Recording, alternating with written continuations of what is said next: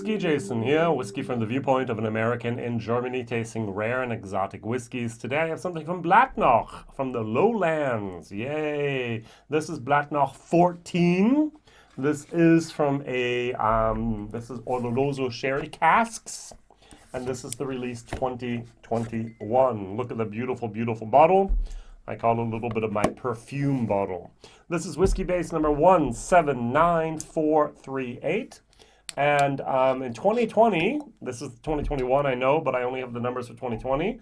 There were a total of 1,428 of these bottles, and 360 of them made them to Germany. So I'm not sure if this is the same or if it's a little bit actually different. So now the question of the price. Bladnoch is always a little bit more expensive because you have to pay for the rarity of the casks. When the distillery was taken over, there was only a certain amount of casks left. And when they're gone, they're gone. So if you're going to buy this, there might not be something with a 14-year-old age statement there. In 5 years, you might have to wait actually 10 years to get that again. So 104 euros and 90 cents. So 105 euros, which I think is very, very expensive. I can get a 15-year-old Glenallach. This is 46.7. This is 46%. Yes, this is Oloroso. Yes, this is Pedro Jimenez and Oloroso for 65 euros. So we're talking about 40 euros less, which is a big difference in price. All right, now before I go to my comparison whiskey, I do want to mention the fact that I also have here from the new distillery, new make. Why did I say new distillery? Well, let me give you a second to understand what I was saying. This is 63.5%, and I paid for a half-liter bottle, I think, 32.90 euros. So, history of Bladnoch, according to the website from Bladnoch. Bladnoch's history dates back to the year 1817 when John and Thomas McClelland actually were the first people granted a license to distill whiskey on their Bladnoch farm in Scotland's Lowlands. And for nearly a century, successive generations of McClelland family grew, modernized the distillery. At its peak, it had 6 washbacks and an annual production of about 230,000 liters of alcohol, which cemented its status here as the Queen of the Lowlands, Bladnoch, the Queen of the Lowlands. Now, 1905, after about 80 years, Bladnoch Distillery changed hands several times and continued to produce fine lowland whiskey, is what they write. In the year 1966, there's actually a little movie on the website, Bladnoch.com. In 1956, Bladnoch Distillery Limited was created, and the stills which had fallen silent during the war were recommissioned. So after 20 years, so 1945 the war ended, 1966 Bladnoch started up again. And the still house was expanded to 4 stills then in the year 1966. All right, between 1956, that was 11 years after the war, it was actually recommissioned. So then it kept on going. It belonged to the Bladnoch Distillery Limited. And then actually the owners, Arthur Bell and Sons, which would later become part of Guinness, United Distillers, which became part of Diageo, actually had the company between 1983 and 1993. And during that time, distribution was increased. The visitor center was actually established. And it was very, very interesting that some of my friends actually went over to Scotland at the late 1990s, and they actually visited Bladnoch, and they were so excited about this distillery and what they were doing in the Lowlands because it's fairly accessible to get there from Edinburgh or from Glasgow. It's not way, way up in the Highlands like Pulteney is. All right, so, and from 1993, the distillery was privately owned by Raymond and Colin Armstrongs, but they didn't have money for investments and everything else, and the distillery went more and more into repair and distressed, actually.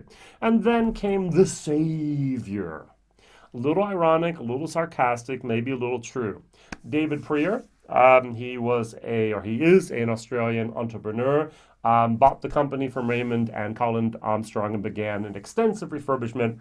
Basically, he took everything out. New electricity, new plumbing, new piping, new washbacks, new pot stills, new everything, basically. So this new make, that's why I said from the new distillery, is different from the new make that was used here. Why? Different equipment.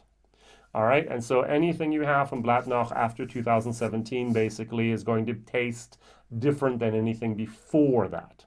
That's the way it is. So this 14 years ago was probably made here by Raymond and Colin Armstrong. Very, very good. Okay, good. So I like new make, and this is a somewhat a fruity new make. The first thing I get is raspberries. Of course, I get anise. I get a little bit of fennel. And I actually got, and this is something weird, it just might be me, it kind of clicked in a memory, pumpkin seed oil. Where that one came from, I do not know. Now this is 63.5%, basically the same strength that goes into the casks at, and so I'm going to add some water, dilute it down to about 48%.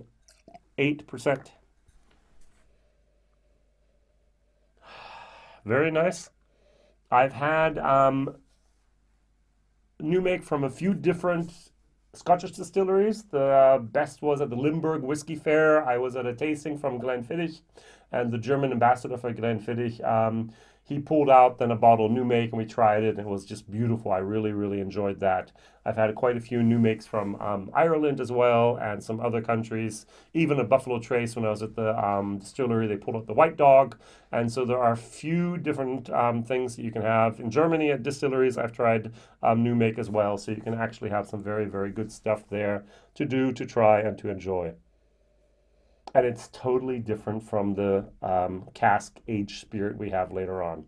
Are there similarities? Somewhat, but I really do have my problems going from this to something like this, even if it was the same, and say, oh, look, I can identify. I find it nearly impossible to identify the distillery character here in the new make. I still have a long ways to go. I'm still learning a lot, especially concerning that.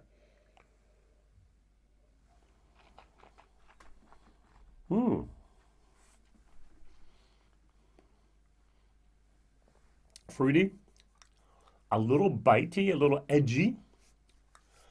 It's always the question of the cuts. Yeah, we have the foreshots and we have the feints, we have the heads and we have the tails, and that in the middle we want on pot stills. And sometimes, kind of a little bit into the tail, and very, very nice. That gives a lot of character in the cask later on. Good stuff, good stuff.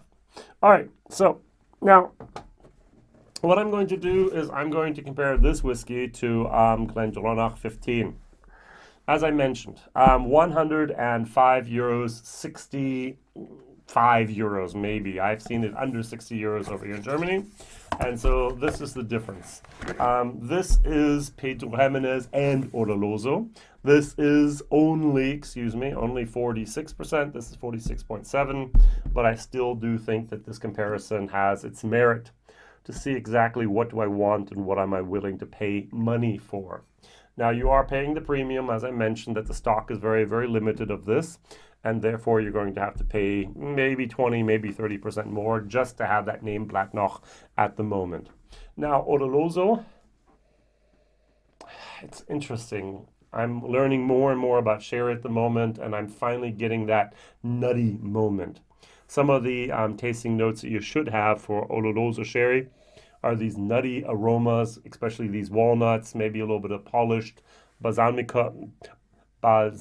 notes, those dried fruits, those toasted hints of tobacco, or these autumn aromas, a little bit of a spicy, a little bit of meaty, a little bit of truffle, a little bit of leather.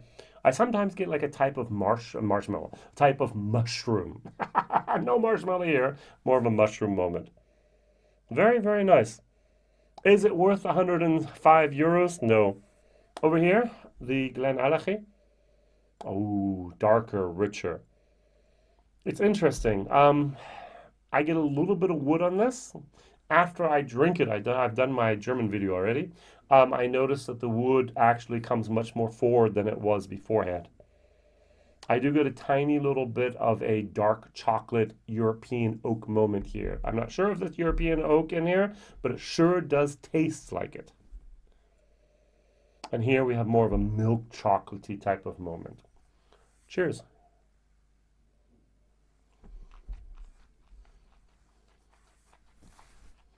Mm-hmm.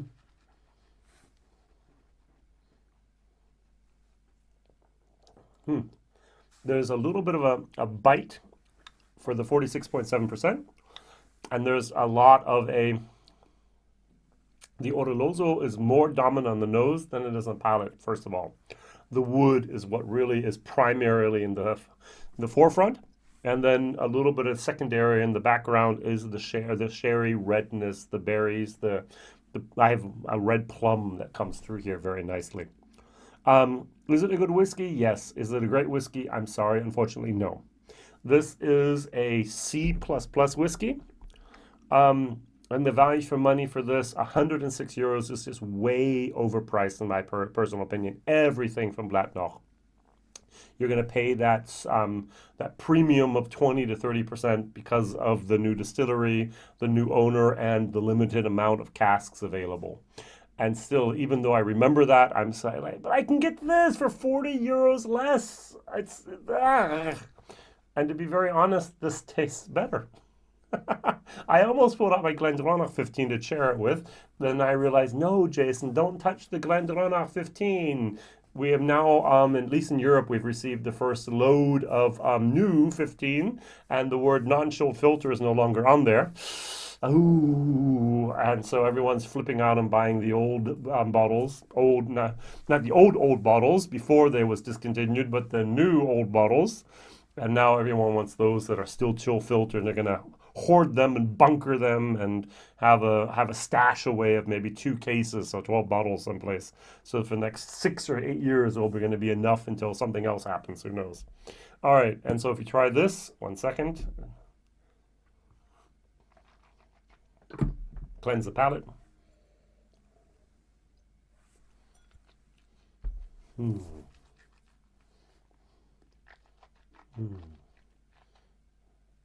This was more astringency, more of wood, and this is more of a sweetness. This is a milk chocolatey type of overripe almost berries and plums and goodness. There's a little bit more of a trickle, I said trickle, a trickle in here, that molasses moment as well. Oh, just so fine, so fine. This is good, but this is fine. This is too expensive, as I said. C plus for taste, D plus for value for money. So sorry. If you find one and you're a big fan of Bladnoch, go for it. But I would not highly recommend this. This, on the other hand, I would highly recommend. And if you can ever get your hands on some new make from any place, try it, do it, see what it's like, and compare it with other people and see if you can get some connection to the whiskey after 10, 15, 20 years even.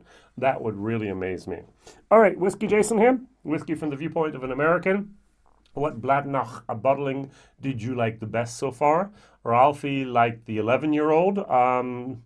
Bourbon cask, single malt release of 2021. I had the 10 as well. 10 was also nice. I think the 11 was even better. Let's see what happens in the future. Thank you for watching. Like, subscribe, tell others, and maybe even share this video and help someone to find this crazy American over here tasting rare and exotic whiskeys. All the best. Bye-bye.